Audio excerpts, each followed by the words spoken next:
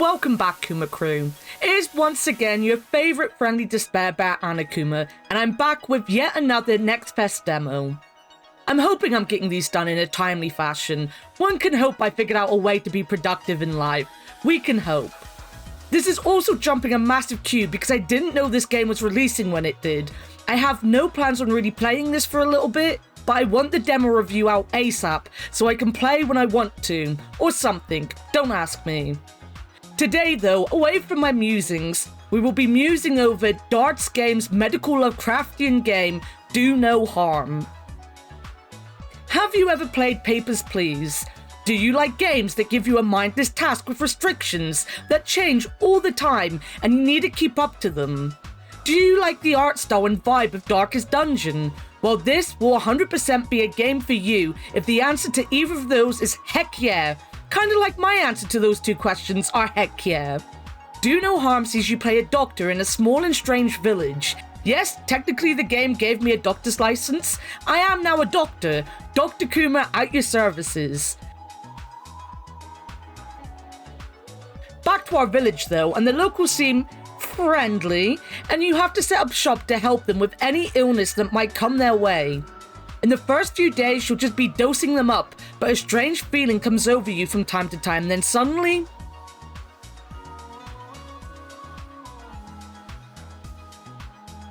Cthulhu. Because of course. Maybe not quite Cthulhu, but you know what I'm saying. You then end up not only trying to help people with very vague and unhelpful descriptions of their illnesses, but balancing your own sanity with a power that is trying to make you lose your mind, whilst a totem gives you sass for missing minor creepy things. Yes, I get that I'm missing things. Yes, I've also run out of laudanum. Shut up, totem. We have Officer Cormac here, who is keeping an eye on us, which he kind of has to. This crazy scientist lady, who genuinely looks like something is wrong with her. Priest Peanut Butter Gamer over here, maybe being a good guy, question mark? Probably the guy actually bringing in all the Cthulhu shit, who knows? And just before I ended the demo, we got an undertaker called Nigel, who wanted us to off a bunch of people so we could make more money burying them. Yeah.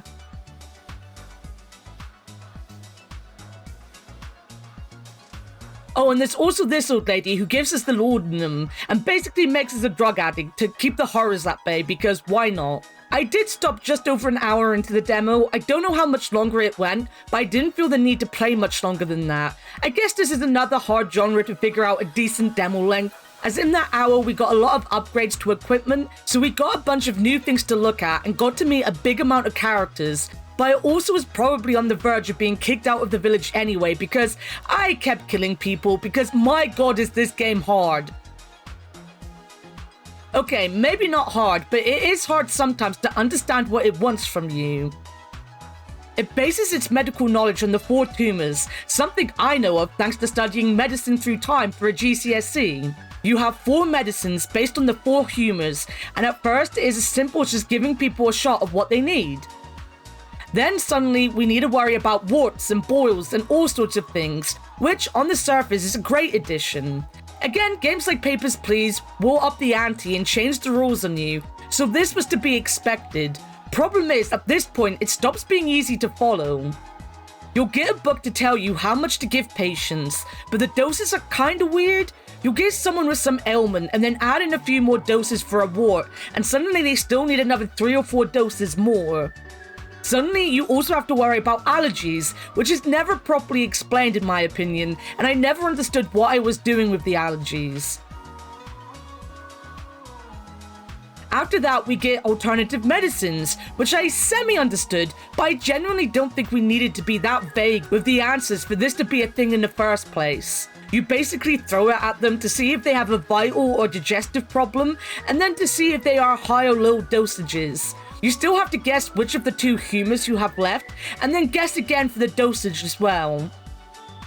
Then you get this wheel, which is meant to help you reverse bad takes. So now you have cards coming in telling you the black bar was -1, and you have to spin the wheel and see what will help, just sometimes it doesn't. In fact, this guy just seemed to get more and more ill till he died no matter what I did. This is all before we get to the final piece of equipment, which I didn't even get to see. Now, I don't think it is overcomplicated. The point of it is to be complicated. If it was easy, then where would the fun be? I think my problem is that it's badly explained for me and not very well implemented. Or I'm being really fucking dumb, which could also be a thing, but I'm sure I read everything and followed every tutorial, and it still made little sense to me. I think the game needs to be cleaned up a little more before release, which, you know, it released before I even made this video, so who knows. With things like the dosages being more clear, and especially the tutorials on some of the items being a little better to understand. But even if it comes out like this, I'm not going to complain too much. There is a little getting used to it that needs to happen. I didn't get the wheel at first, but saved 1 or 2 people with it near the end of my run.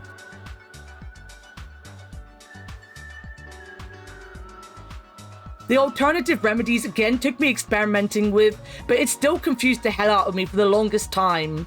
The main problem for me is still the allergies though. It never really explains what you should do if someone is allergic to whatever you're giving them, or indeed just not able to take them. There is a page telling you what the restrictions are, but no hint on what to do instead.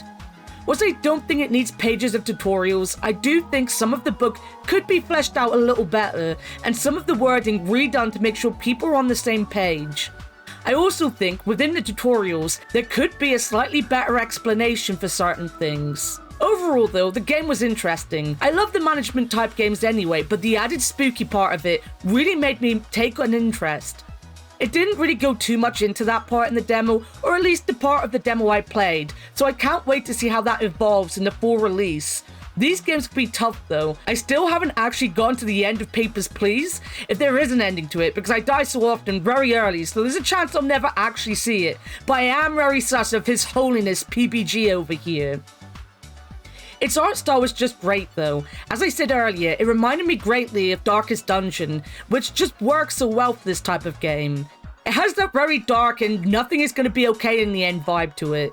When this girl turned into a giant mouth, it really showed off just how perfect this style is for creepy Lovecraftian stuff.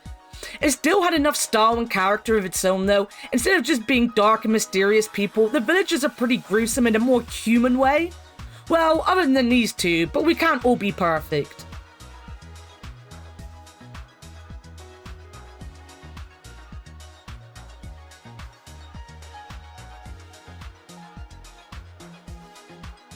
You can tell an important character is about because they have a much more in-your-face design, even if they are just simply a police officer. And I like that I could distinctly tell when someone was coming in for story reasons, and when it was just a character I needed to treat.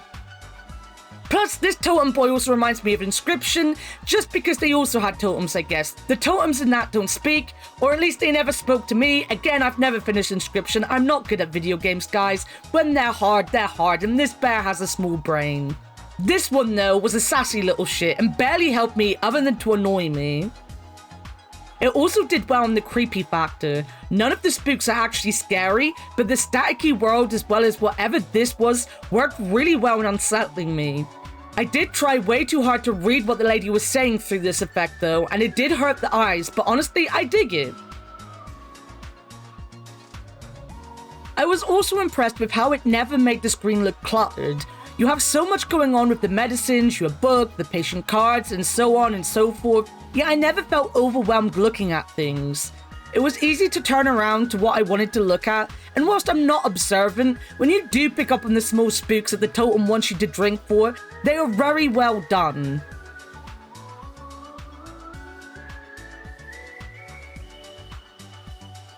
All the spooks were well done. They weren't there to jump scare you, but to make you uneasy and worry about what is happening.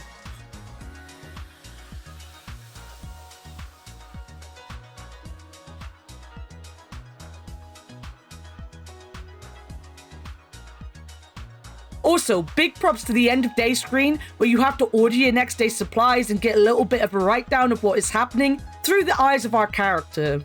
I really like the look of everything they did. It just has that fantastic Lovecraft vibe going for it.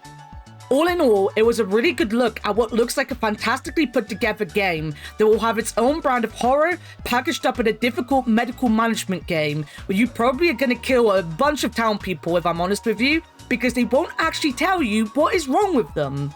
Of course we do no harm, but god damn it, Dimitri, you did this to yourself.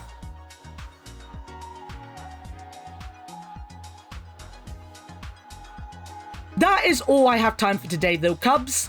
If you want to continue to support me in my badly licensed doctor's practice, please like this video, comment below on what your symptoms are so I 100% won't kill you, promise, and subscribe.